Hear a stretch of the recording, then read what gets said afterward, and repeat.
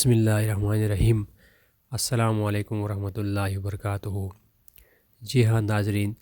بھارت سے آئی ہوئی یہ خبر اس ٹائم سوشل میڈیا پہ بڑی تیزی سے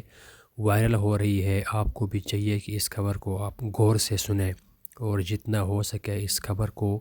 زیادہ سے زیادہ آگے شیئر کریں، کیونکہ یہ تمام دنیا کے مسلمانوں کے لیے ایک لمحہ فکریہ ہے۔ بتایا جا رہا ہے بھارت سے آئی ہوئی یہ خبر اس ٹائم پوری دنیا کے مسلمان بڑی تشویش اور بڑے غم و غصہ سے دیکھ رہے ہیں اور اس کے اوپر حیران بھی ہو رہے ہیں۔ بتایا جا رہا ہے اس مرتبہ مارچ کے مہینے میں ملک بھارت میں جو ہولی منائی جا رہی ہے وہ جمعے کے دن آ رہی ہے، اور یہ ایسا بتایا جا رہا ہے کہ جمعے کے دن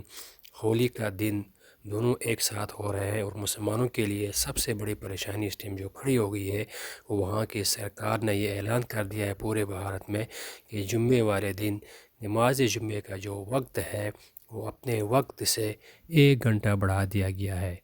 تاکہ ہولی کھیلنے والے جتنے بھی ہندو لوگ ہیں ان کو اپنی اس مذہبی تہوار منانے میں کسی قسم کی کوئی دشواری کا سامنا نہ کرنا پڑے۔ استغفر اللہ، نعوذ باللہ۔ اب مسلمانوں کے ساتھ اتنا بڑا ظلم ہو رہا ہے ایک ملک کے اندر۔ بتایا جا رہا ہے کہ نماز جمعہ کے وقت کا بھی خیال نہیں کیا گیا، اور وہاں کے مسلمانوں کو سختی سے یہ بتایا گیا ہے کہ نماز جمعے کا جو وقت ہے اپنے عین وقت سے 1 گھنٹہ بڑھا دیا گیا ہے، تاکہ جو ہولی کھیلنے والے وہاں کے ہندو برادری ہیں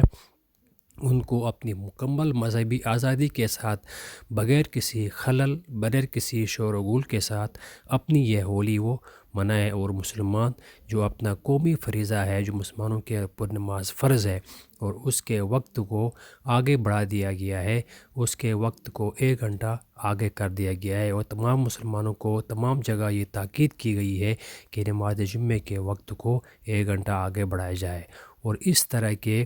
دوسرے مذہب والے لوگ جب اپنے مذہب کی پرچائی کے لیے کسی دوسرے مذہب کے ساتھ اس طرح کر لیں، یہ آج سے پہلے تاریخ میں کبھی نہیں ہوا ہے اور نہ شاید ہو سکے۔ بتایا جا رہا ہے کہ مارچ کے مہینے میں جو ہولی کھیلی جائے گی وہ جمعے کے دن آ رہی ہے، اور تمام مسلمانوں کو سختی سے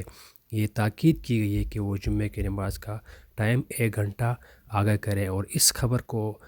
سن کر اس ٹائم پوری بھارت کے مسلمان